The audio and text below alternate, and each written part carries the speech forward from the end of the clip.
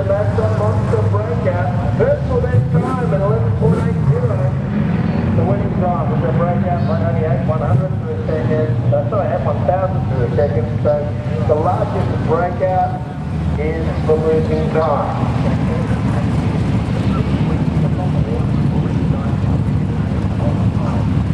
Ian Taylor and Michael Waters. Well, the beginning of elimination time, we can give you some information about current track conditions.